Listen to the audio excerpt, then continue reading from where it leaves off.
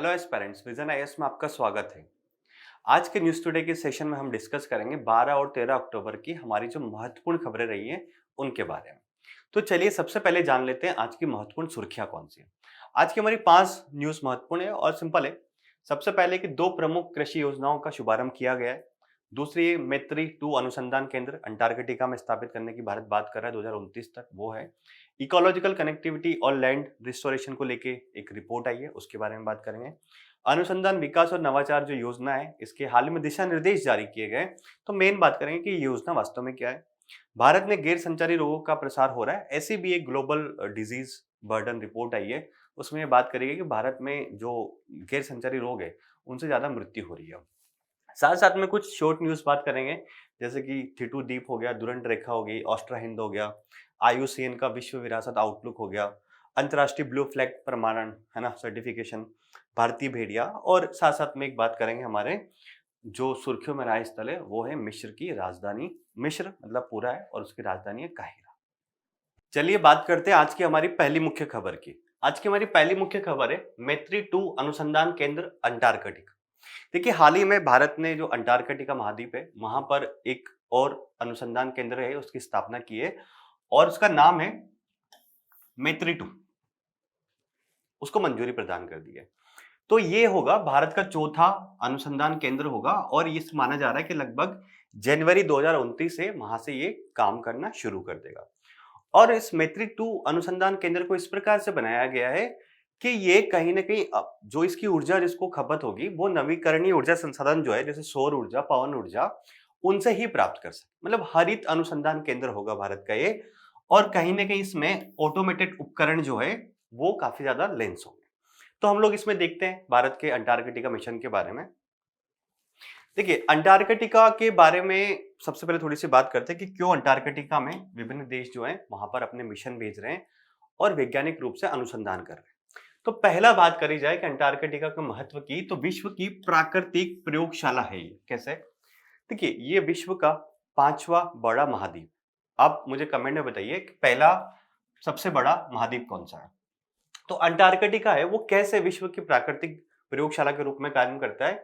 तो कहीं ना कहीं जो अंटार्कटिका है, अगर वहां पे शोध होता है तो जलवायु, साथ साथ में महासागर की जो भी प्रणालियां हैं उसको समझने में काफी ज्यादा मदद होती है अगर अंटार्कटिका में जाके कोई अनुसंधान करता है तो। साथ साथ में ये बोला है कि वैश्विक स्तर पर अगर कोई जो जलवायु परिवर्तन हो रहा है वर्तमान में ग्लोबल वार्मिंग के कारण, तो उसमें प्राकृतिक संकेतक के रूप में इसको माना जाता है। मतलब ये है कि अगर जलवायु परिवर्तन की वजह से कुछ भी चेंजेस आएंगे तो सबसे पहले कहां पे आपके रिफ्लेक्ट होंगे, अंटार्कटिका में। तो इसलिए उसको प्राकृतिक संकेतक माना जा रहा है कि अगर वहां कुछ चेंजेस हुए तो हम पता लगा सकते हैं कि जलवायु परिवर्तन कितना हो रहा है, कितना नहीं हो रहा है। ठीक है, अगला बात करते हैं कि अंटार्कटिका में प्राकृतिक संसाधन भी बहुत ज्यादा मात्रा में है। इसीलिए सब देश चाह रहे हैं कि हम अंटार्कटिका में जाकर रिसोर्च करें, मतलब रिसर्च करें। और भविष्य में अगर अंटार्कटिका के संसाधनों का बंटवारा होता है तो हम भी हमारा दावा ठोक सके वहां, है ना। तो पृथ्वी के ताजे जल के भंडार के बारे में बात करें तो लगभग 75% जो है वो आपके अंटार्कटिका में मौजूद है। साथ साथ में वहां पे बहुत ज्यादा मात्रा में खाद्य युक्त शैवाल है। 200 से अधिक वहां पे मछलियों की प्रजातियां हैं और बहुत और भी मिनरल्स, लोहा, तांबा, खनिज इत्यादि वहां पे पाए जाते हैं।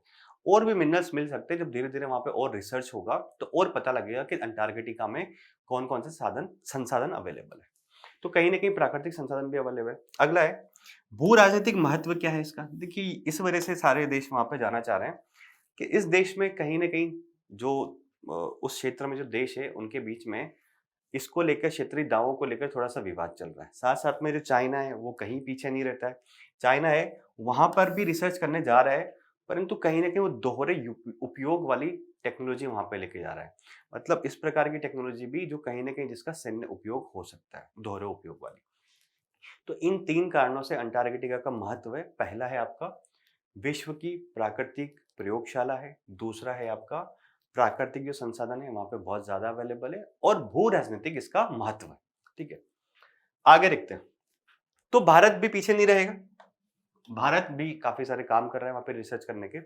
तो भारत ने स्पेस स्टेशन की, अगर अनुसंधान स्टेशन की बात करें जो कि आपके अंटार्कटिका में स्थापित किए हैं, तो भारत ने देखिए ये चौथा है, तो पहला मैत्री, फिर भारती को भेजा 2022 में 2012 में। भारत का एक मिशन था अनुसंधान स्टेशन दक्षिण गंगोत्री, जो ये भारत का पहला था, इसको पहला माना जाता है, परंतु ये फिर परिचालन में वहां पे बंद हो गया। मतलब एक तरह से जो वहां पे एक बार बर्फ का तूफान आया उसमें ये दब गया और ये खत्म, नष्ट हो गया। तो पहला था दक्षिण गंगोत्री, जो अब खत्म हो चुका, परिचालन में नहीं है। वर्तमान में दो वहां पे काम कर रहे हैं, मैत्री और भारती, और चौथा भारत भेजने वाला जिसका नाम है मैत्री 2, जो कि 2029 तक जाएगा। ठीक है, तो ये सब कोऑर्डिनेशन कौन करता है? अंटार्कटिका में जैसे हम लोग जा रहे हैं, अनुसंधान कर रहे हैं, वहां पे स्टेशन स्थापित कर रहे हैं, तो कौन से मिनिस्ट्री और कौन सा संस्थान इसको नोडल मंत्रालय या फिर नोडल संस्थान है? तो देखिए ये सारे जो कार्य हैं पृथ्वी विज्ञान मंत्रालय है उसके तहत आते हैं, और पृथ्वी विज्ञान मंत्रालय के अंतर्गत एक संस्थान है, उसका नाम है राष्ट्रीय ध्रुवीय एंड समुद्री अनुसंधान केंद्र। राष्ट्रीय ध्रुवीय एवं समुद्री अनुसंधान केंद्र, जिसका मुख्यालय गोवा में स्थित है, और ये संस्थान इन सारी गतिविधियों को कोऑर्डिनेट करता है। नाम से स्पष्ट हो रहा है, राष्ट्रीय ध्रुवीय और समुद्री अनुसंधान केंद्र, तो ध्रुवीय क्षेत्र ही एक तरह से अंटार्कटिका है ना। अगर हम आर्कटिक में भी कोई मिशन भेजेंगे तो उसको भी कोऑर्डिनेट कौन करेगा? आपका राष्ट्रीय ध्रुवीय एंड समुद्री अनुसंधान केंद्र। कानूनी फ्रेमवर्क की बात करें, जो भी भारत वहां पे काम कर रहा है, तो देखिए भारत ने 2022 में एक एक्ट पारित किया था, भारतीय अंटार्कटिका अधिनियम। तो भारत ने ये बोला था कि अंटार्कटिका के जो संसाधन है या फिर वहां पे जो पर्यावरण है उसके संरक्षण के लिए हम राष्ट्रीय स्तर पर क्या कर सकते हैं, इसके तहत, इस अधिनियम के तहत भारत ने उसकी प्रतिबद्धता व्यक्त की थी राष्ट्रीय स्तर पर प्रयास करने के लिए। ठीक है, तो एक कानूनी भी है, कहीं ना कहीं से भारत की लीगल ड्यूटी भी है, क्योंकि भारत ने अपनी संसद में इस कानून को पारित किया हुआ है। तो ये भारत ने शुरू की गई पहले अंटार्कटिका के लिए। साथ साथ में अंटार्कटिका की ट्रीटी हुई थी 1959 में। तो देखिए शुरुआत में 12 देशों ने मिलकर इस ट्रीटी को किया था, और इसमें 3 चीजें निर्धारित की गई थी कि जो अंटार्कटिका है उसका उपयोग जो है वो शांतिपूर्ण तरीके से करना है। जो भी देश वहां पे वैज्ञानिक अनुसंधान कर रहे हैं वो वैज्ञानिक अनुसंधान करने की स्वतंत्रता होनी चाहिए उनको। साथ साथ में ये बोला गया था कि अंटार्कटिका अभी तक बहुत अनएक्सप्लोर्ड है, हो सकता है वहां पर कुछ ऐसी चीजें भी मिल जाए जो अभी तक नहीं मिली है। तो हमें अंतर्राष्ट्रीय सहयोग भी सुनिश्चित करना है। क्या क्या उपयोग करना है? शांतिपूर्ण तरीके से, साथ साथ में वैज्ञानिक अनुसंधान हो रहा है तो उसकी स्वतंत्रता होनी चाहिए, और जो अंतर्राष्ट्रीय सहयोग विभिन्न देशों के बीच में होना चाहिए। तो भारत भी इस संधि का एक तरह से परामर्श दात्री पक्षकार है, और भारत 1983 में इसका परामर्शदात्री पक्षकार बना था। और एक जो ट्रीटी है ये 1959 में लाई गई थी 12 देशों के द्वारा, और वर्तमान में लगभग 50 प्लस देश इसके सदस्य हैं। ठीक है, तो हमने ये पहले न्यूज के बारे में जाना अंटार्कटिका और भारत के मिशनों के बारे में। इसकी अगर महत्वपूर्ण बात करूं कि क्यों, कैसे महत्व हो सकता है एग्जाम में, तो देखिए ये मिशन के बारे में तो डायरेक्टली पूछा जा सकता है प्री में। आपसे पूछे कि हमारे अंटार्कटिका में कौन कौन से मिशन है, तो 4 मिशन है, पहला दब चुका है दक्षिण गंगोत्री, बाकी चालू है। कौन सा मंत्रालय इसको कोऑर्डिनेट करता है? तो पृथ्वी विज्ञान मंत्रालय, और उसका एक संस्थान जो कि गोवा में स्थित है। मेंस के लिए बात करें तो डायरेक्टली क्वेश्चन नहीं बन सकता, परंतु कभी अंटार्कटिका के ऊपर एज अ होल क्वेश्चन आया आपका एनवायरमेंट में, तो भारत क्या प्रयास कर रहा है, क्या महत्व है, उसको लेके एक आपका क्वेश्चन बन। ठीक है, आगे बढ़ते। दूसरा है भारत में गैर संचारी रोगों का प्रसार। ये शायद कुछ दिनों पहले हमने थोड़ा भी डिस्कस किया था कि गैर संचारी रोग क्या होते हैं और कैसे प्रसार हो रहा है इनका। तो देखिए हाल ही में एक रिपोर्ट आई है, ग्लोबल बर्डन ऑफ डिजीज, एक रिपोर्ट आई है, उसके अनुसार ये बोला गया है कि भारत में गैर संचारी रोगों का जो प्रकोप है वो बहुत ज्यादा बढ़ रहा है। इस रिपोर्ट में कुछ चौंकाने वाले आंकड़े हैं कि भारत में जो मृत्यु हो रही है वो गैर संचारी रोगों की वजह से ज्यादा हो रही है, ना कि संचारी। देखिए थोड़ा सा डिफरेंस समझ लेते हैं संचारी गैर संचारी में। गैर संचारी यानी कि वो लोग, जैसे कि मुझे हुआ तो आपको नहीं होगा, मुझे कैंसर हुआ तो आपको नहीं होगा, मुझे अगर खुदा ना खास्ता नहीं हो वैसे तो ना, मुझे अगर हार्ट अटैक आया तो आपको उससे कोई हो नहीं होगा, मुझे मोटापा हो रहा, मधुमेह हो रहा तो आपको नहीं होगा। तो गैर संचारी जो ट्रांसफर नहीं होते एक दूसरे से। संचारी यानी कि जो ट्रांसफर हो सकते हैं, जैसे कि कोविड-19 था, मुझे हुआ तो आपको होने की संभावना है, मुझे वायरल हो रहा है तो आपको होने की संभावना है, तो उनको संचारी रोग बोलते हैं। तो इस रिपोर्ट में ये आया है कि भारत में गैर संचारी रोगों की जो है उससे मौतें बढ़ रही है ना। और ये रिपोर्ट किसने जारी करी है? The institute for the health matrix and evolution द्वारा वर्ल्ड हेल्थ समिट हुई थी बर्लिन में, उसमें रिपोर्ट जारी करी गई। ये इंपॉर्टेंट नहीं, पर इसके जो डाटा है वो भारत के हेल्थ सेक्टर के लिए बहुत ज़्यादा इंपॉर्टेंट है। और ये क्वेश्चन ये बनता है कि भारत में गैर संचारी जो रोग है वो बढ़ रहे हैं, इसके क्या कारण है? कारण बताइए सबसे पहले तो, और सरकार इसके लिए क्या प्रयास कर रही है? तो ऐसा एज़ अ होल क्वेश्चन भी बनता है आपके स्वास्थ्य के लिए। तो रिपोर्ट के प्रमुख बिंदुओं की बात करते हैं। सिंपल लैंग्वेज में मैंने आपको बताया कि गैर संचारी रोगों में बढ़ोतरी हुई है। आंकड़ा जो बता रहा है 1990 से लेके 2023 के बीच एनसीडी यानी कि नॉन कम्युनिकेबल डिजीज जो है भारत में मृत्यु के प्रमुख कारणों में संक्रामक संक्रामक रोगों को पीछे जोड़ दिया है। यानी कि कहीं ना कहीं मृत्यु जो है अब एनसीडी नॉन कम्युनिकेबल डिजीज से ज्यादा हो रही है। हालांकि उन्होंने बोला कि कोविड 19 जो था उसको एक तरह से अपवाद मान लिया जाए क्योंकि उस टाइम कुछ ज्यादा ही मृत्यु हो गई थी संचारी रोग के कारण। तो ये बोल रहा है कि जो कम्युनिकेबल डिजीज है उनसे क्यों कम हो रही है मौतें, तो कहीं ना कहीं लोग बेहतर स्वास्थ्य सेवा तक उनकी पहुंच हो रही है। टीकाकरण जैसे कि पोलियो को हमने खत्म कर दिया और बहुत सारी जो बीमारियां उनका टीका आ गया, तो टीकाकरण हो रहा है। साथ साथ में स्वच्छता के उपाय भी लोग अपनाने लग गए। इसकी वजह से संक्रामक जो रोग है वो कम हो रहे हैं। इसमें एक ये बोला कि मानसिक स्वास्थ्य जो है उसके बारे में भी रिपोर्ट कुछ बोलती है कि 2013 से 23 के बीच चिंता और अवसाद सहित मानसिक स्वास्थ्य विकारों में तीव्र मानसिक स्वास्थ्य की समस्या अब देखिए दिखने लग गई है। मानसिक स्वास्थ्य के लिए कृषि संकट जिम्मेदार है, उत्पादकता कम हो रही है, कंपटीशन बढ़ रहा है, अपने आप में सोशल मीडिया भी इसके लिए जिम्मेदार है। मानसिक स्वास्थ्य की समस्या जब होती है तो इवन आप डॉक्टर के पास भी नहीं जाते हो। आपने देखा होगा इसको एज ए टैबू माना जाता है कि ये पागल हो गया, है ना? ग्रामीण क्षेत्र में तो और भी इसको टैबू माना जाता है। अगर आप चले भी गए डॉक्टर के पास हिम्मत करके, तो पहली बात तो ये कि आप बताने में ही हिचकिचाएंगे। आपने बता भी दिया तो फिर अपने आप में स्वास्थ्य संरचना जो है मानसिक स्वास्थ्य के लिए वो बहुत कम है। जैसे कि डॉक्टर सब क्षेत्रों में अवेलेबल नहीं, शहरी क्षेत्रों में तो फिर भी मिल जाएंगे आपके मेट्रो सिटीज में, परंतु छोटे शहरों में और ग्रामीण क्षेत्रों में तो बिल्कुल ही ना मिलेंगे मान के।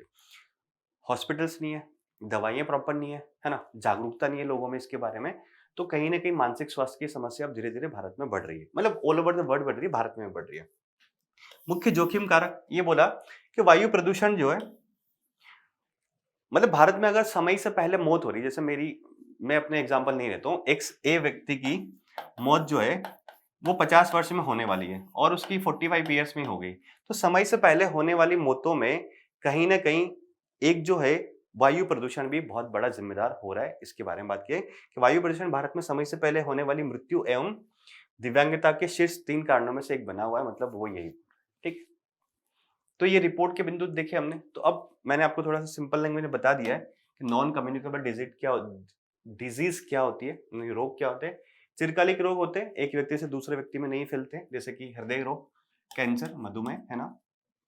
और लंबी अवधि के होते हैं, ये आनुवांशिक भी हो सकते हैं, जैसे कि किसी को पहले से हुआ हो, किसी के कोई ऐसे पेरेंट्स में, मम्मी में या फिर फैमिली में हुआ तो उसको भी हो सकता है। शारीरिक वजह से हो सकता है, पर्यावरणीय वजह से हो सकता है। जैसे कि मैंने बात करी, आप अगर पर्यावरण प्रदूषण में रह रहे तो आपको लंग से संबंधित बीमारी होने का खतरा रहेगा। व्यवहारिक कारणों से, जैसे कि मोटापा उसी वजह से बढ़ रहा है, मधुमेह जो है हमारी जो अब आजकल की जो हैबिट्स हैं उनकी वजह से बढ़ रहा है। खा के बैठे रहते हैं, है ना? कुछ एक्टिविटीज नहीं करते हैं, या बहुत ज्यादा जो है प्रोसेस फूड खा रहे हैं, उसकी वजह से सारी बीमारियां धीरे धीरे बढ़ रही हैं। या धूम्रपान कर रहे हैं, अल्कोहल का सेवन कर रहे हैं, उन सब की वजह से ये हो रहा है। वर्तमान में विश्व की कुल मृत्यु दर और रुग्णता यानी कि बीमारी में एनसीडी का लगभग 2/3 योगदान है, ऐसा बोलना। मतलब ये ऑल ओवर द वर्ल्ड स्तर पर ये समस्या बन रही है, क्या?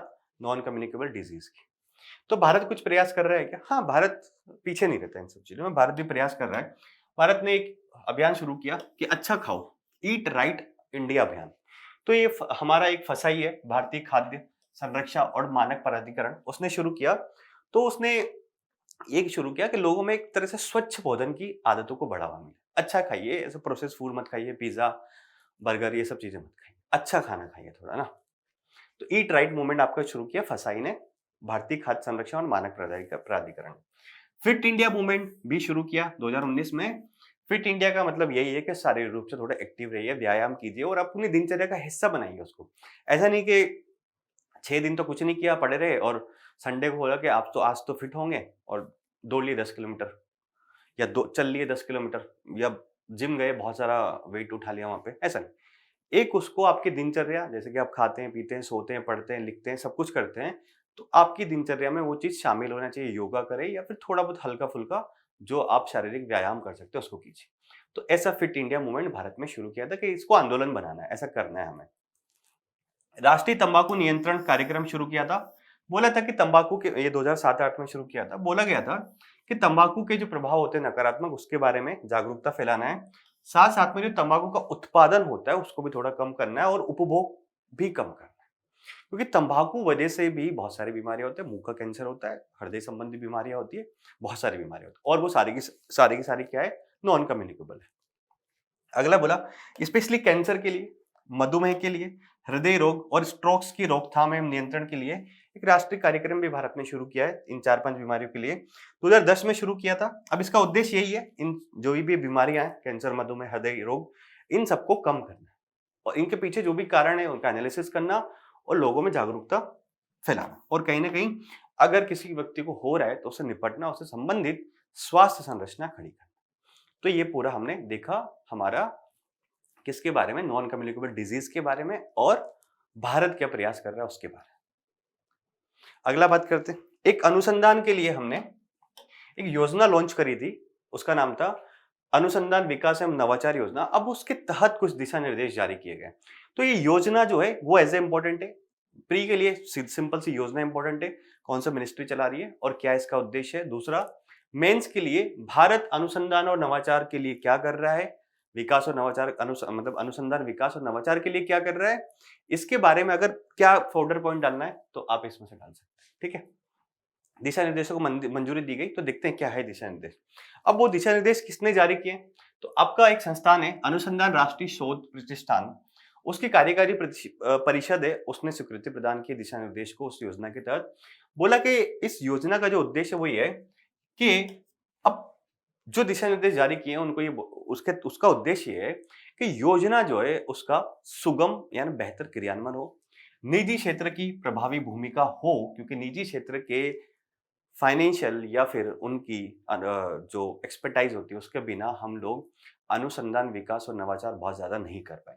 तो निजी क्षेत्र की प्रभावी भागीदारी सुनिश्चित करना और दीर्घकालिक नवाचार सुनिश्चित करना, जो कि भविष्य की भारत की सामाजिक आर्थिक चुनौतियों से निपट सके, ये इसका लक्ष्य था।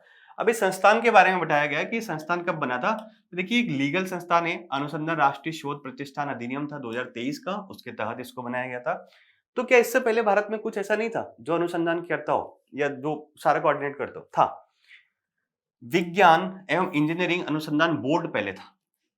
तो इस बोर्ड के कार्यों को फिर इसको सौंप दिया गया और एक नया संस्थान बनाया गया। और ये जो संस्थान है अभी भारत में वैज्ञानिक अनुसंधान के लिए रणनीतिक दिशा निर्देश प्रदान करना, कोई योजना शुरू करना, वो सारे कार्य ये करता है। ठीक है, तो ये जो संस्थान है इसमें मर्ज कर दिया गया। वर्तमान में ये हमारा एक तरह से शीर्ष संस्थान है जो कि अनुसंधान को देखता है भारत। ओके, आगे बढ़ते हैं। तो योजना के बारे में हम जानते हैं, सबसे महत्वपूर्ण है कि योजना क्या कहती है। तो देखिए ये योजना जो है 1 जुलाई 2025 को केंद्रीय मंत्रिमंडल ने स्वीकृत करी थी और बोला था कि 1 लाख करोड़ लगभग इस योजना के लिए हम लोग खर्च करेंगे ताकि भारत में अनुसंधान का विकास हो सके और नवाचार हो सके। नोडल विभाग कौन होगा, तो आपका department of science and technology है। देखिए 2 स्तरीय इसमें फंडिंग की संरचना बनाई गई है। मैं आपको सिंपल शब्दों में बताता हूं कि क्या है। सिंपल शब्दों में यह है कि निजी क्षेत्र जो है उसको फंड प्रदान करना है। फंड कैसा, या तो उसको एकदम 0 रेट ऑफ इंटरेस्ट या फिर बहुत कम पर दीर्घकालिक फंड प्रदान करना है। क्योंकि कोई भी अनुसंधान अगर हो रहा है, कालिक फंड प्रदान करना है तो उसमें टाइम लगता है। ऐसा नहीं कि अनुसंधान तुरंत हो जाएगा और उसका रिजल्ट आ जाएगा। दीर्घकालिक फंड प्रदान करना है। अगर कोई स्टार्टअप इस क्षेत्र में काम कर रहा है, तो स्टार्टअप अगर काम करे तो उसमें इक्विटी पूंजी के तहत भी सरकार पैसा लगा सकती है। इक्विटी पूंजी आपको समझ में आएगा कि सरकार एक तरह से बोल देगी कि ठीक है, अगर आप स्टार्टअप है तो उसमें 20% शेयर हमारा, जो भविष्य में आप काम करेंगे उसमें जो भी प्रॉफिट होगा फिर हमें 20% यहाँ से दे दीजिएगा। ये ध्यान रखिए कि निजी क्षेत्र की भूमिका को बढ़ाना है, कैसे उनको 0 या बहुत कम ब्याज दर पर दीर्घकालिक फंड प्रदान करना है, साथ साथ में स्टार्टअप है तो उनको इक्विटी पूंजी प्रदान कर देनी है। ये मत ध्यान रखिए, ये थोड़ा टेक्निकल ज्यादा है, हमारे एग्जाम के लिहाज से बहुत ज्यादा इंपॉर्टेंट भी नहीं है। परंतु इसमें एक चीज ये बोली गई, ये बहुत महत्वपूर्ण चीज है कि इसके तहत अनुदान किसी को नहीं देंगे। मतलब पैसा तो ऐसा फ्री में तो किसी को नहीं देंगे। बोला कि ठीक है 10,000 करोड़ आप ले जाइए, अनुसंधान कीजिए और जो करना है कर लीजिए। अनुदान नहीं देंगे किसी को, बोला कि कम ब्याज पर दे देंगे, कम बिल्कुल जीरो पे दे देंगे, परंतु फ्री में नहीं देंगे। ऐसा नहीं कि आपको पैसा दे दिया और बात खत्म।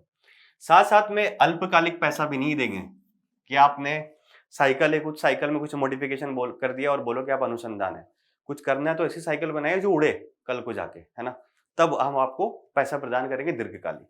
तो अल्पकालिक और अनुदान नहीं देना है, ये बात आपको प्री के लिहाज से याद रखना बहुत महत्वपूर्ण है। एक इसमें बात करी गई है प्रौद्योगिकी तत्परता स्तर, यानी कि टेक्नोलॉजी रेडीनेस लेवल। देखिए ये क्या है, सिंपल सा मैं आपको बताता हूं कि जो प्रौद्योगिकी है वो कितनी मैच्योर हो चुकी है।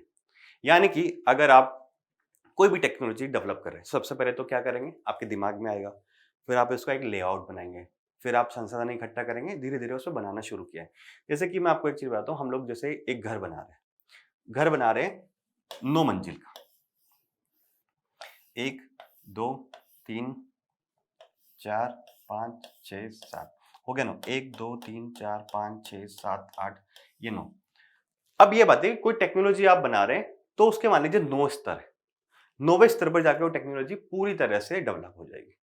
तो सरकार ने ये बोला कि 1 2 3 4, अगर आप इस स्टेज पे है, आपकी टेक्नोलॉजी की इस स्टेज पे है, चौथे स्टेज पे, तो हमें लग रहा है कि अभी टेक्नोलॉजी एक अच्छा खासा मेच्योरिटी प्राप्त कर चुकी है और भविष्य में ये जल्दी पूरी हो सकती है।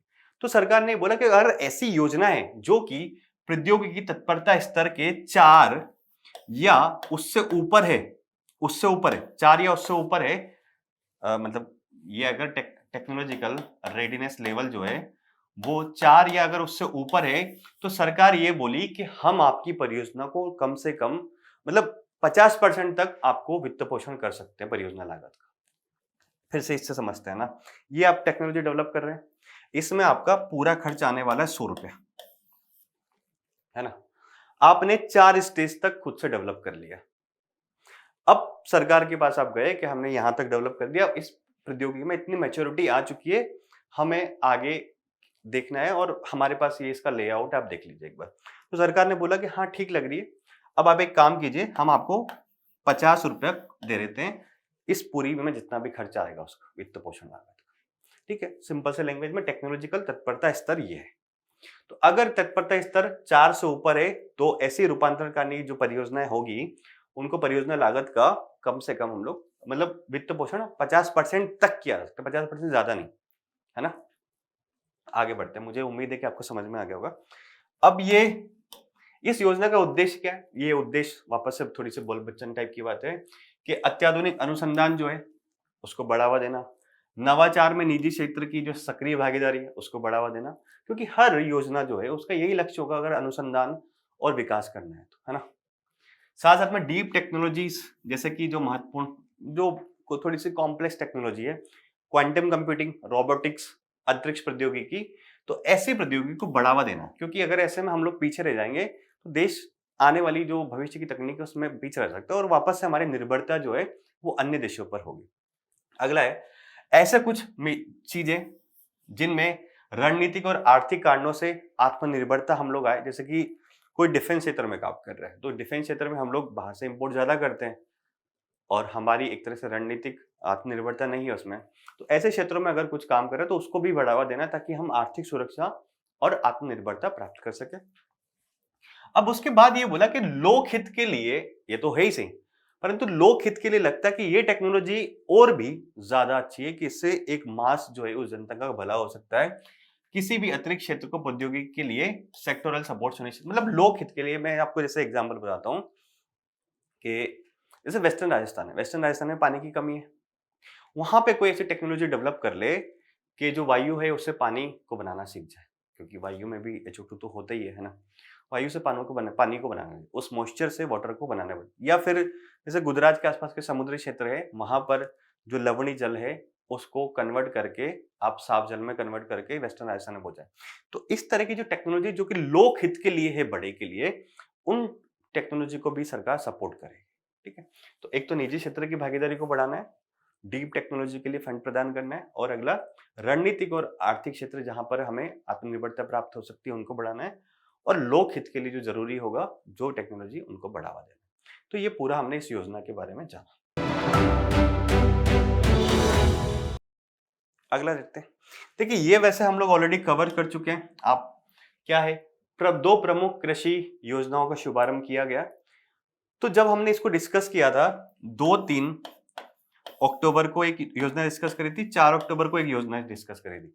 तो उस टाइम पे क्या था, 2-3 को ये डिस्कस की गई थी आपके दलहन क्षेत्र में आत्मनिर्भरता के लिए। 4 तारीख को डिस्कस की गई थी प्रधानमंत्री धन धान्य कृषि योजना। वहां पे डिटेल में ये दोनों योजनाएं डिस्कस हुई। तो उस टाइम पे क्या होता है कि केंद्रीय मंत्रिमंडल ने मंजूरी प्रदान की थी। अब प्रधानमंत्री ने इन योजनाओं को शुरुआत कर दी है ना।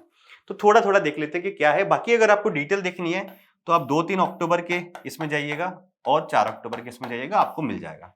ठीक है, वहां से आप अच्छे से इसको थोड़ा सा रिवाइज कर सकते हैं। तो पहली योजना क्या है, प्रधानमंत्री धन धान्य योजना। देखिए क्या है, कृषि धन धान्य कृषि योजना। अवधि क्या है इसकी, 2025 से लेके 2030 के बीच में, है ना। दायरा क्या है, 6 वर्ष के लिए रखी गई है। कवरेज है 100 जिलों को लक्षित किया गया है और कम से कम प्रत्येक राज्य में न्यूनतम एक जिले का तो चयन होगा। 100 जिले हैं जहां पर हमें कृषि क्षेत्र का उत्पादन और उत्पादकता बढ़ावी जानी है। और ये किससे प्रेरित है, हमने ऐसे आकांक्षी जिला कार्यक्रम शुरू किया था। जो जिले हमारे सामाजिक आर्थिक मानकों पे ज्यादा पिछड़े हुए थे, उनके लिए 2018 में नीति आयोग ने आकांक्षी जिला कार्यक्रम शुरू किया। तो उसी से प्रेरित होके ये लाया गया कि 100 ऐसे जिले जहां पर कृषि उत्पादन कम है, उत्पादकता कम है, किसानों की स्थिति खराब है, तो वहां ये योजना को शुरू किया गया है। और कम से कम एक राज्य में, प्रत्येक राज्य में होना चाहिए। तो ऐसा कोई राज्य नहीं छूटेगा, कम से कम एक डिस्ट्रिक्ट तो उसमें होगा ही होगा, है ना। 24,000 करोड़ खर्च करने की बात करी जा रही है। और मुख्य क्षेत्र क्या है, इस योजना की शुरुआत विशेष रूप से कम प्रदर्शन करने वाले, मैं आपको बता रहा हूं, जहां पर कम उत्पादन हो रहा है कृषि का, वहां पर करी जाएगी। उद्देश्य क्या है, कृषि का उत्पादन बढ़ाना है, कृषि की उत्पादकता को बढ़ाना है, फसल का विविधीकरण लाना है। मतलब ऐसा नहीं कि मोनोकल्चर एक ही प्रकार की फसल उत्पादित की जा रही है, क्योंकि उससे मृदा की गुणवत्ता खराब हो जाती है ना। संधारणीय कृषि पद्धतियां जो है उनको बढ़ावा देना है। सिंचाई सुविधा है, उसमें सुधार करना है, क्योंकि भारतीय जो कृषि है वो आपकी मानसून पर ज्यादा निर्भर, तो मानसून पर निर्भरता कम करने के लिए सिंचाई सुविधा में सुधार करना है। किसानों को अब अगर फसल में निवेश करना है, कृषि में निवेश करना है, तो किसानों को कहीं ना कहीं अल्पकालिक और दीर्घकालिक ऋण प्रदान करना है। और प्रेरणा स्रोत मैंने आपको बता दिया कि नीति आयोग का आकांक्षी जिला कार्यक्रम। ओके, तो ये योजना के बारे में संक्षिप्त में हमने डिस्कस किया। नोडल मिनिस्ट्री क्या होगी, सिंपल सी बात है, कृषि मंत्रालय इसको शुरू करेगा, है ना। दलहन क्षेत्र में आत्मनिर्भरता, ये भी हम लोग डिटेल में डिस्कस कर चुके हैं। दलहन क्षेत्र में आत्मनिर्भरता के लिए मिशन शुरू क्यों किया गया था, क्योंकि भारत दलहन क्षेत्र, जो दलहन है, देखिए उसका सबसे बड़ा उत्पादकता भी, उत्पादन करता भी है, सबसे बड़ा उपभोक्ता भी है, साथ साथ में सबसे बड़ा आयातक भी है। मतलब हमारे यहाँ पे ऐसा कि जितना दलहन हम लोग उपयोग में लेते हैं वो कमी है, तो हमें दलहन में आत्मनिर्भरता प्राप्त करनी है, ताकि हमारा जो विदेशी मुद्रा खर्च होती है दलहन के लिए वो ना, है ना। तो 6 वर्ष के लिए सेम 2025-26 से 2030-31 घरेलू दलहन जो है, दालें जो है, उनके उत्पादन को बढ़ावा देना और उसमें आत्मनिर्भरता प्राप्त करना है। लगभग 11,500 करोड़ की योजना है। फोकस फसलें तूर, अरहर, उड़द, मसूर की जो दालें आप सारे खाते हैं, उसके बारे में लक्ष्य निर्धारित किया गया है कि उत्पादन जो होगा दलहन का, उसका क्षेत्रफल मतलब लगभग 310 लाख हेक्टेयर जो है उसमें दलहन की फसल की जाएगी, ऐसी इन्होंने बात करी है। उत्पादन कितना करना है, जो लगभग 2030-31 तक 350 लाख टन हमें दलहन का उत्पादन करना है। उत्पादकता क्या होनी चाहिए, मतलब प्रति हेक्टेयर कितना होना चाहिए, तो लगभग बोला कि 1130 किलोग्राम प्रति हेक्टेयर उत्पादन होना चाहिए। अगला दृष्टिकोण क्या है, क्लस्टर आधारित है। क्लस्टर आधारित दृष्टिकोण ये होता है, जैसे पता लगा कि इन 3-4-5 गांवों में या जिलों में इस प्रकार की मृदा है, यहाँ सिंचाई सुविधा इस प्रकार की है, ये जो है यहाँ पर मसूर की जो खेती होगी वो बेहतर तरीके से हो सकती है। तो क्लस्टर आधारित अप्रोच अपनाई जाएगी। ठीक है, सुनिश्चित, हाँ, अब जो किसान जो ये दालें उगाएंगे तो उनके लिए खरीद की कुछ व्यवस्था होनी चाहिए ना। तो बोला कि भारतीय राष्ट्रीय कृषि सहकारी विपणन महासंघ यानी कि नेफेड और भारतीय राष्ट्रीय सहकारी उपभोक्ता महासंघ लिमिटेड यानी कि एनसीसीएफ अगले 4 वर्षों तक राज्यों के किसानों से 100% दालें खरीद लेगा। मतलब यही है ना कि ऐसा भी होना चाहिए ना कि किसान ने अगर दाल का उत्पादन तो कर लिया है, परंतु बेचेगा किसको, तो बोला कि जो सरकारी संस्थान है वही आपसे 100% दाल का खरीदारी कर लेगी आपके आने वाले 4 वर्षों तक। ठीक है। तो ये योजनाओं के बारे में हमने जाना, क्यों लागू किया गया इनको, पूरा डिटेल इनका मैंने आपको बता दिया। 2-3 अक्टूबर और 4 अक्टूबर के वीडियो में आपका अवेलेबल है। आगे बढ़ते हैं। एक लास्ट महत्वपूर्ण जो न्यूज है हमारी आज की, वो है ecological connectivity and land restoration. ये भी एक हाल ही में देखिए एक रिपोर्ट आई है। तो एक्चुअली क्या है, रिपोर्ट में जो भी बातें की गई है उसका करेक्ट मैं आपको थोड़ा सा बताऊं कि इकोलॉजिकल कनेक्टिविटी के ऊपर इसमें ध्यान दिया गया है कि इकोलॉजिकल कनेक्टिविटी कैसे बाधित हो रही है और इकोलॉजिकल कनेक्टिविटी को कैसे सुधारा जा सकता है। तो थोड़ी सी बात करते हैं कि रिपोर्ट किसने जारी करी। रिपोर्ट किस नाम से रही, global land outlook thematic report on ecological connectivity and land restoration, ये पूरा इसका नाम है। अबू धाबी में आयोजित हुआ था IUCN का एक विश्व संरक्षण कांग्रेस, वहां पे इसको जारी किया है। किसने जारी किया है, तो संयुक्त राष्ट्र मरुस्थलीकरण रोकथाम अभिसमय यानी कि United Nation Convention on combat to desertification और वन्य जीवों की प्रवासी प्रजातियों के संरक्षण पर अभिसमय है CMS, इन दोनों के द्वारा यानी कि UNCCD प्लस CMS, इन दोनों ने मिलकर इस रिपोर्ट को बनाया है। अब इस रिपोर्ट में जो बात की गई है कि जितने भी देश है उनको भूमि यानी कि लैंड, जल, साथ साथ में अवसंरचना संबंधी योजनाओं में इकोलॉजिकल कनेक्टिविटी लेके आनी है। तो हमारे सबसे मोस्ट इंपोर्टेंट जो टर्म है प्रीलिम्स के लिए वो यही है कि इकोलॉजिकल कनेक्टिविटी क्या है ना। तो वो देखते हैं इकोलॉजिकल कनेक्टिविटी क्या है वास्तव में। तो देखिए इकोलॉजिकल कनेक्टिविटी का अर्थ ये सिंपल से शब्दों में बात की जाए, जैसे दो पर्यावास है ना, एक पर्यावासी है एक पर्यावासी है, जुड़े हुए हैं, ज्यादा दूर नहीं एक दूसरे से। तो यहां से यहां अगर कोई वन्य जीव संसाधन जा रहा है तो उसका एक तरह से फ्री मूवमेंट होना चाहिए, ऐसी कोई बाधा बीच में नहीं आनी चाहिए। ऐसा नहीं हो कि आपने बीच में रोड बना दिया है ना, या फिर यहाँ पे गड्ढा कर दिया, वो मूवमेंट नहीं हो पाए। तो यही है। अब थोड़ा सा टेक्निकल जो देखते हैं, आपस में जुड़े हुए पर्यावासों के मध्य बिना किसी बाधा के जीवों की आवाजाही और पृथ्वी पर जीवन बनाए रखने वाली जो प्राकृतिक प्रक्रिया है उसका प्रवाह बना के रखना है। जैसे कि प्राकृतिक प्रक्रिया है, मान लीजिए यहां से नदी भी बह रही है, नदी पे बीच में आपने बांध बना दिया तो मछलियां तो वहीं रुक जाएगी ना। तो ये बोला गया कि जीवों की एक तो बाधा रहित आवाजाही हो, साथ साथ में जो प्राकृतिक प्रक्रियाओं को जितना भी प्रवाह हो रहा है उन सबको एक तरह से मेंटेन करके रखना है, आपस में जुड़े हुए हो। इसको बोला जा रहा है इकोलॉजिकल कनेक्टिविटी। वर्ड समझ में आ गया ना, कनेक्टिविटी, इससे आप समझ सकते हैं। तो इसमें बोले इस प्रक्रिया में सब शामिल है, सजीव शामिल है, ऊर्जा शामिल है, पोषक तत्व शामिल है, जल, तलछट, सूचना, ज्ञान, संस्कृति, सब कुछ कुछ बाधा नहीं आनी चाहिए प्राकृतिक प्रभाव में, है ना। तो ये टर्म ध्यान रखिएगा, ये प्रीलिम्स के लिए थोड़ा जरूरी है एनवायरमेंट में, है ना। अब कुछ सफल उदाहरण है ऐसे इकोलॉजिकल कनेक्टिविटी के, जैसे कि उत्तरी यूरोप के बाल्कन और भूमध्य सागर के लगभग 24 देशों ने एक यूरोपियन ग्रीन बेल्ट बनाया था कि ये जो पूरी बेल्ट है 24 देशों से होती हुई जा रही है, उसमें ये बोला गया अगर कोई जानवर वहां से चला तो वो 24 देशों से होते हुए वहां पहुंच सकता है। ये बनाया गया कि एक ग्रीन बेल्ट बना दी पूरी की पूरी उनकी आवाजाही के लिए। कोस्टा रिका में जगुआर आदि प्रजातियों के लिए वन्य जीव गलियारों की प्रणाली शुरू की गई, ऐसा भी किया गया है ना। ये तो बहुत सी बार होता है, जैसे कि एक राष्ट्रीय उद्यान है, दूसरा राष्ट्रीय उद्यान है, पता लग रहा है कि बीच में थोड़ी संरचना है, तो कहीं ना कहीं उनको एक पैसेज दिया जाता है कि जानवर यहाँ से एटलीस्ट निकल सके, है ना। और ये बहुत जरूरी भी है। तो देखते हैं क्या है, ये तो देख लिया, आगे देखते हैं क्या है। अब खतरे क्या है, इकोलॉजिकल कनेक्टिविटी को खतरा क्या है। तो देखिए इकोलॉजिकल कनेक्टिविटी में हो रहा ऐसा रहा है कि मानव का हस्तक्षेप हर जगह बढ़ रहा है ना। पर्यावास में हस्तक्षेप हो रहा है, मानव क्या कर रहा है, जंगलों तक घुस गए है ना। और जो जीव जंतुओं के जो पर्यावास होते हैं ना वहां तक मानव पहुंच गया। हम लोग कब बात करते हैं, अरे टाइगर आ गया, बगेरा आ गया, हमारे घर में आ गया, वो आपके घर में नहीं आया, आप उसके घर में चले गए, है ना। तो ये बोला कि दुनिया के लगभग 60% से ज्यादा नदियों का मार्ग बदल दिया गया है, डैम बना के, है ना। उन पर बांध बना दिए गए जिससे मछलियों का प्रवास कहीं ना कहीं बाधित हो रहा है, जैसे कि मेकोंग नदी में, और ये लगभग हर नदियों में दिखा। नदियों में पहले जितना स्वच्छ पानी बहा करता था बिना डैम के, अब आपको नहीं देखने को मिलेगा। जितने स्वच्छ नदी पहले हुआ करती थी चारों तरफ से उसकी मतलब जो तटबंध होते हैं वहां पर, अब नहीं होती है ना। वो सब इसी मानव के हस्तक्षेप के कारण। अवसंरचना का विकास हो रहा है, कर रहा है मानव, रेलवे बना रहा है, सड़क बना रहा है, देखिए ऐसी संरचना जो बना रहा है। अब रेलवे सड़क बन रही है तो इसके लिए क्या होगा, वन, जैसे कि ये वन्य जीव अभ्यारण्य रहा, आप यहाँ से रेल लाइन निकालना चाह रहे हैं तो आप ये पेड़ पौधे काटेंगे यहाँ के, है ना, वनों को काटेंगे।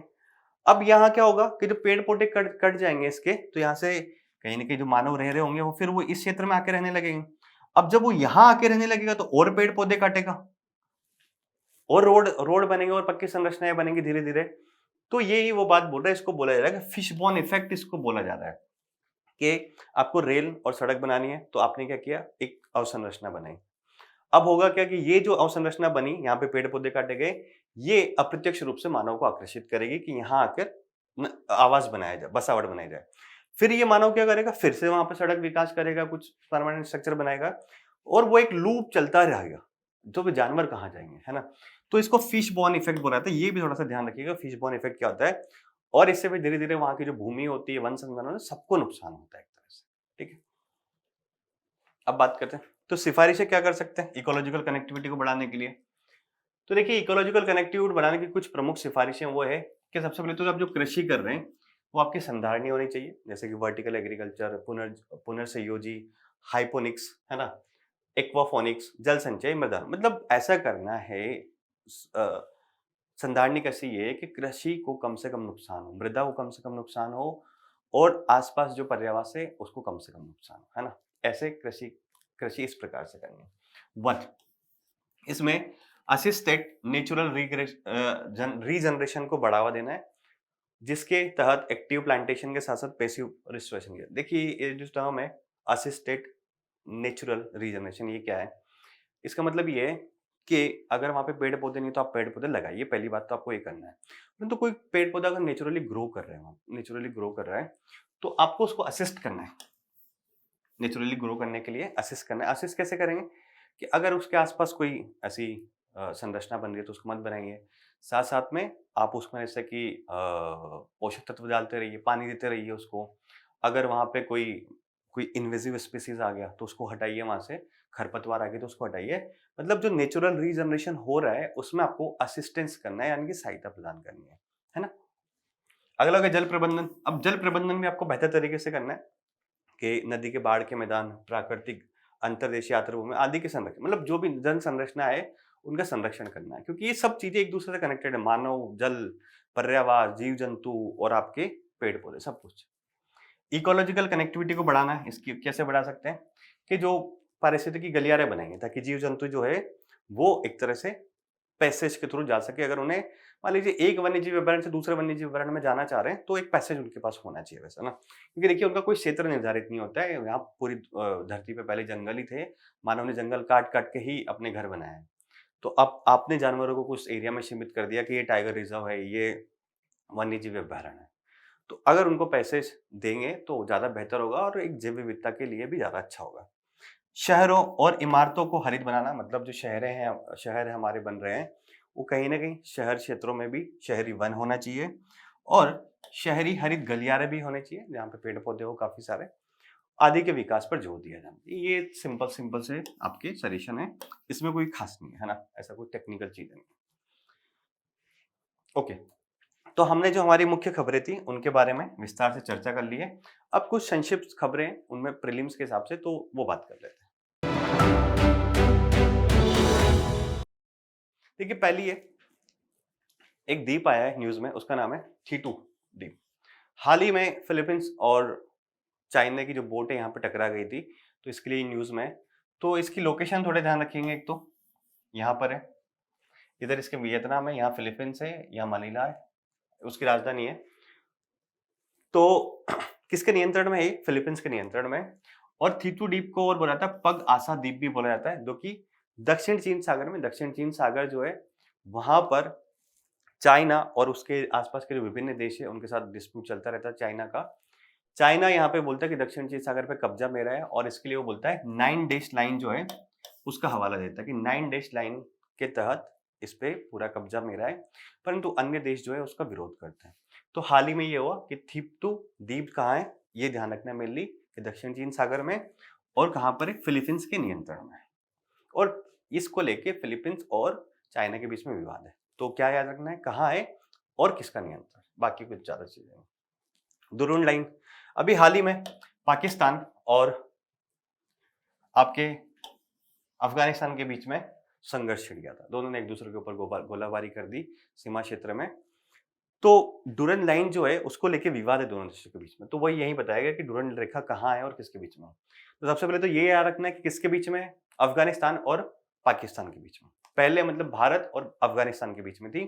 भारत का जब बंटवारा हो गया तो अब है पाकिस्तान और अफगानिस्तान के बीच में। कितनी लंबी है? लगभग 2640 किलोमीटर लंबी है। और कब निर्धारित किया गया था? 1893 में। ब्रिटिश भारत के विदेश सचिव थे उस टाइम पे सर हेनरी मोटिमर डुरंड, उसी के नाम पे इसको डुरंड रखा गया। और उस टाइम पे अफगानिस्तान के जो अमीर थे अब्दुर रहमान खान के बीच एक समझौता हुआ था, उसको लेके ही ये निर्धारित किया गया था। तो डुरंड लाइन के बारे में सब पर ध्यान रखना कि किसके बीच है। ऑस्ट्रा हिंद एक युद्ध अभ्यास किया गया, सिंपल सा है। ऑस्ट्रा हिंद मतलब ऑस्ट्रेलिया और भारत के बीच युद्ध अभ्यास जो किया था, ये पीसीएस के लिए थोड़ा ज्यादा इंपॉर्टेंट है। वार्षिक सैन्य अभ्यास, अब दोनों देश युद्ध अभ्यास करेंगे तो सैन्य क्षेत्र में सहयोग दोनों देशों के बीच में बढ़ेगा। और कहीं ना कहीं इंटर ऑपरेबिलिटी, मतलब अगर भविष्य में दोनों देशों को मिलकर कोई सैन्य अभियान करना पड़े तो एक दूसरे की सेना जो है वो किस तरह से काम करती है ये पता होना चाहिए। तो ऑस्ट्रा हिंद क्या है?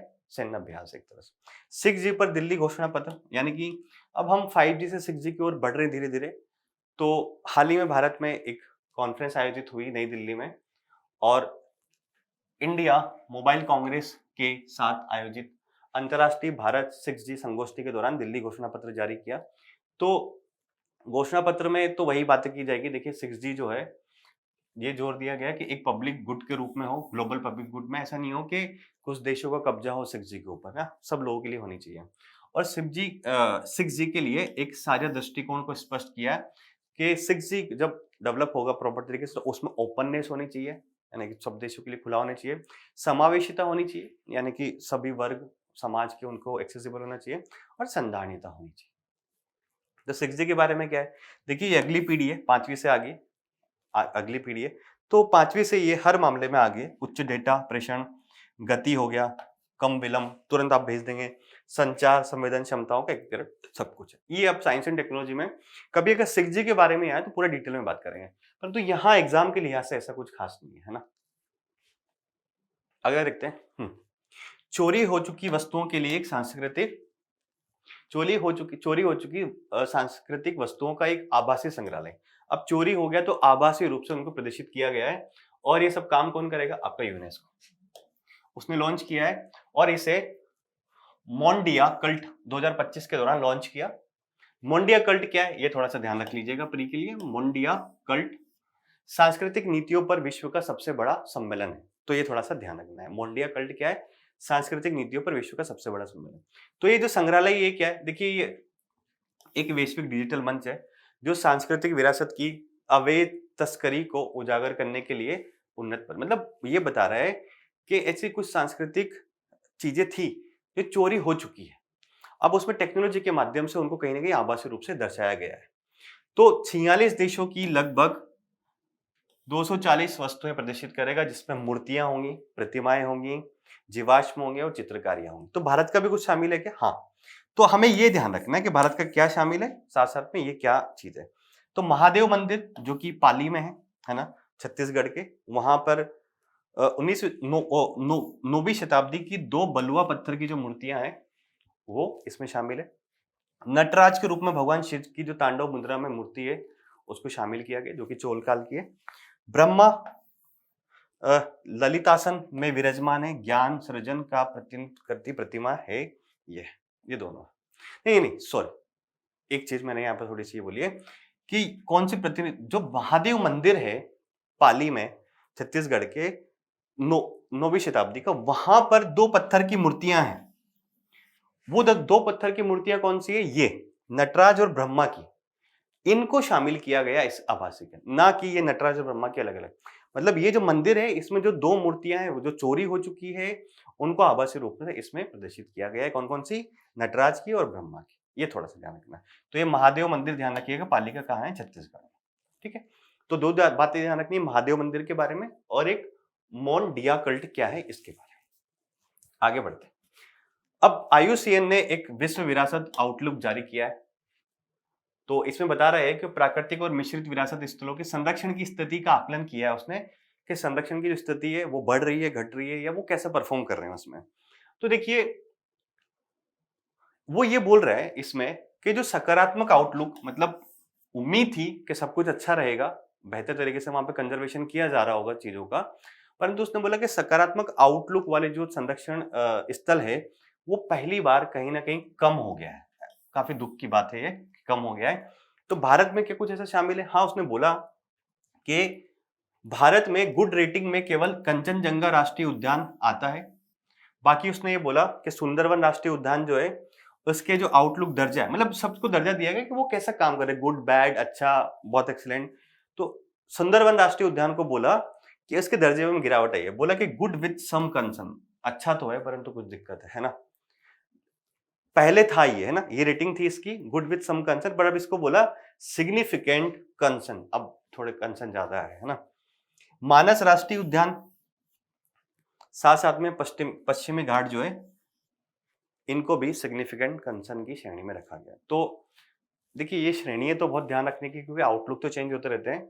न्यूज में ये चार चीजें हैं, कंचनजंगा, सुंदरवन और मानस और पश्चिमी घाट। तो इनके बारे में डिटेल आपको पढ़नी है। प्रीलिम्स के लिहाज से प्री में ऐसे ही सवाल आएगा कि कंचनजंगा न्यूज में रहा तो कंचनजंगा के बारे में पूछता है कि कहाँ अवेलेबल है, मतलब कहाँ है ये राष्ट्रीय उद्यान, और साथ साथ में कौन कौन सी प्रजातियां यहाँ पाई जाती है। सुंदरवन के बारे में पूछ लेगा, मानस के बारे में, पश्चिमी घाट के बारे में। तो ये ध्यान रखिएगा, है ना। अगला देखते हैं ब्लू फ्लैग फ्लैग सर्टिफिकेशन। तो हाल ही में महाराष्ट्र के कुछ बीचेस है, तट है, उनको ब्लू फ्लैग प्रमाणन जो है वो प्राप्त हुआ, जैसे कि श्रीवर्धन, नागांव, परकाना, परनाका, गुहागर और लाडगर, इनको प्राप्त हुआ भारत के। ये एक बार शायद यूपीएससी में सवाल भी आया है इसके बारे में ना। महाराष्ट्र के पांच समुद्र तटों को क्या है, ब्लू फ्लैग सर्टिफिकेशन प्राप्त हुआ। तो देखिए ब्लू फ्लैग सर्टिफिकेशन क्या है, ये थोड़ा इंपॉर्टेंट है। तो ये है, इसकी शुरुआत 1885 में फ्रांस में हुई थी, और ये किसके द्वारा दिया जाता है? डेनमार्क में एक फाउंडेशन है, गैर सरकारी फाउंडेशन, जिसका नाम है FEE, यानी कि फाउंडेशन फॉर एनवायरमेंटल एजुकेशन को दिया जाता है। और देखिए ये जो समुद्र तट है, जो स्वच्छता, सुंदरता, पर्यावरण के क्षेत्र में अच्छे कार्य कर रहे होंगे, उनको दिया जाता है।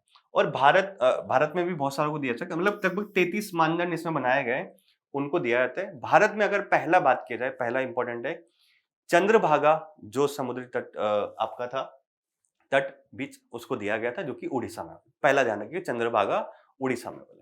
अब महत्व क्या है? देखिए महत्व यही है कि वैश्विक स्तर पर मान्यता प्राप्त इको लेबल तट होंगे, तो समुद्र तट, मरीन और संधारणी नौका विहार पर ये है, मतलब सिंपल से लैंग्वेज में बात करते हैं, अगर वो जो तट है पहले से अच्छा काम कर रहा है, किसके लिए? स्वच्छता, सुंदरता और पर्यावरण के लिए, तो उसको आपने ये बोल दिया कि आप ब्लू फ्लैग प्रमाणन आपको दे रहे हैं, तो वो और मोटिवेट होगा, और पर्यावरण संरक्षण और इको डेवलपमेंट गतिविधियां वहां पे चलेगी। तो ये बोला कि संधारणी नौका विहार पर्यटन संचालकों को प्रदान किया गया है और जाता है वहां पे। तो प्रमाणन कार्यक्रम में क्या है कि सुगमता कैसी है, शिक्षा वहां पे, जैसे कि लगा रहता है, आपने देखा होगा बीचेस पे कि यहाँ कचरा नहीं डाले, है ना। पर्यावरण प्रदूषण, जिम्मेदार व्यवहार, सुरक्षा, सेवाएं, हितधारक सहभागिता, जल गुणवत्ता के क्षेत्र में कठोर आवश्यकताओं पर आधारित, मतलब इन सब क्षेत्रों में लगभग 33 मानदंड है। इसमें अगर ठीक काम कर रहा है कोई बीच यानी कि तट, तो उसको ये प्रमाणन दिया था। तो ध्यान रखने वाली बात है, पहला किसको दिया गया? चंद्रभागा तट, जो कि कहाँ है आपका? उड़ीसा में। और 1985 में फ्रांस में शुरू हुआ था। दिया किसके द्वारा जाता है? FEE, यानी कि फाउंडेशन फॉर एनवायरमेंटल एजुकेशन। और वर्तमान में महाराष्ट्र के 5 को दिया गया, श्रीवर्धन, नागांव, परनाका, गुहागर और लाडगर। ठीक है। अब भारतीय भेड़िए के बारे में आया है। क्या है भारतीय भेड़िए के बारे में? तो देखिए आयुसेन ने पहली बार ये कुछ बोला है कि भारतीय भेड़िए का मूल्यांकन केनिस वंश के भीतर संभावित अलग प्रजाति के रूप में किया जाएगा। तो ये केनिस वंश तो छोड़ देते हैं, क्या है इसमें जो न्यूज में हमारा वो ये कि भारतीय भेड़िए की स्थिति क्या है और कहां पाया था, क्योंकि भेड़िया न्यूज में है ना। ये बोला फिर कि केनिस वंश में, अगर इस वंश में वर्तमान में आयुसीएन के लगभग 7 प्रजातियां हैं, तो अगर इसको भी मान लिया गया तो भारतीय भेड़िया उसमें 8वीं प्रजाति होगी। पर हमारा जो न्यूज है वो महत्वपूर्ण ये देखिए, भारतीय भेड़ियों के बारे में आपने देखा ही होगा, डरावना सा होता है थोड़ा, अगर रात के टाइम पे दिख जाए आपको कहीं। तो कहाँ रहता है ये कांटेदार और सामान्य झाड़ियों वाले जंगलों में रहते हैं, तथा शुष्क और अर्धशुष्क घास भूमियां वहां पे। देखिए मतलब एक तरह से आप माने कि कुत्ते का एक एडवांस वर्जन है। तो बहुत डेंस फॉरेस्ट में तो रह नहीं सकता है। कांटेदार और सामान्य झाड़ियों वाले जंगल हो गए वहां रहता है, जहाँ शुष्क हो और अर्ध शुष्क हो, है ना। कुछ पाकिस्तान में पाया, तो पाकिस्तान में तो होंगे ही। भारत के कुछ अर्ध शुष्क कटिबंध में कृषि पशुपालक क्षेत्रों में पाए जाते हैं। सामान्य बड़े मांसाहारी देखिए सिंपल ध्यान रखना है आपको, बहुत टेक्निकल है ये, कि कांटेदार और सामान्य मतलब जो झाड़ियां वाले क्षेत्र होंगे वहां पर आपके कुत्ते पाए जाएंगे। बहुत डेंस फॉरेस्ट में आपको ये नहीं मिलेगा। ये चीज ध्यान रखनी है। अब इनको खतरे क्या है? अब वही वापस से कि आप झाड़ियों को भी काटना शुरू कर दिए हो, इनके पर्यावरण को नुकसान हो रहा है, साथ साथ में मनुष्य के साथ संघर्ष भी आता है। कभी कभी मनुष्य इनको मार देते हैं और बीमारियां भी हो जाती है कभी कभी इनको, है ना, जूनोटिक रोग जिनको बोलते हैं।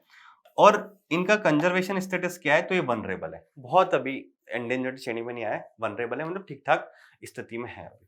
तो भारतीय भेड़ियों के बारे में थोड़ी सी बात आपको ये ध्यान रखनी है।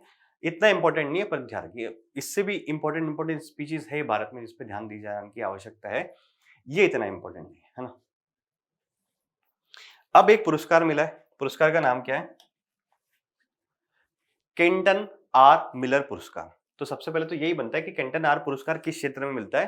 तो मान लीजिए आप जैव विविधता और पर्यावरण के संरक्षण के क्षेत्र में मिलता है। तो किसको मिला कि काजीरंगा जो राष्ट्रीय उद्यान है उसके जो निदेशक हैं, वहां उन्होंने मतलब राष्ट्रीय उद्यान में नवाचार कुछ करे ताकि वहां पे जो प्रजातियां हैं उनको बेहतर तरीके से संरक्षित किया जा सके। तो उसकी वजह से IUCN ने उनको इस पुरस्कार से सम्मानित किया है। और ये प्राप्त करने वाले पहले भारतीय, भाई इंपॉर्टेंट है, फिर तो अगर पहले हैं तो इंपॉर्टेंट है ना। पहली बार अगर कोई पुरस्कार मिल रहा है भारतीय को तो इंपॉर्टेंट है। तो पहली बात तो ये किसके द्वारा दिया जा रहा है? IUCN के द्वारा, और काजीरंगा के जो निदेशक है उनको दिया गया। तो इस पुरस्कार के बारे में बताया गया, तो किसने गठित किया इसको? विश्व संरक्षित क्षेत्र आयोग ने इसको गठित किया था, इस पुरस्कार को। और ये क्या है विश्व क्षेत्र संरक्षित विश्व संरक्षित क्षेत्र आयोग क्या है? तो अंतरराष्ट्रीय प्रकृति संघ यानी कि IUCN के जो 6 तकनीकी आयोग है, IUCN के अंतर्गत भी कुछ कुछ आयोग होंगे, उसमें से एक जो है वो आपका ये क्या है, उसका नाम है विश्व संरक्षित क्षेत्र आयोग। और उसके द्वारा ये पुरस्कार दिया था, या मतलब उसने इसका गठन किया था। यह पुरस्कार राष्ट्रीय उद्यानों में नवाचार और संरक्षित क्षेत्र के संधारणीयता के लिए 2006 में स्थापित किया गया था। यह उन व्यक्तियों को सम्मानित करता है जिन्होंने राष्ट्रीय उद्यानों और संरक्षित क्षेत्रों के संरक्षण में नवाचार किया हो और नेतृत्वकारी यानी कि लीडरशिप की एक भूमिका निभाई हो। प्रत्येक 2 वर्षों में दिया जाता है, ये बात ध्यान रखनी। तो ये इंपॉर्टेंट है, ये इंपॉर्टेंट है, PCS हो या स्टेट UPSC हो, ये इंपॉर्टेंट है क्योंकि पहली बार किसी भारतीय को मिल रहा है। ठीक है। तो ये संक्षिप्त सुर्खियां थी, उनके बारे में भी हमने बात कर ली है। अब हम बात कर लेते हैं, आज हमारा सुर्खियों में रहा एक स्थल, और वो है मिस्र।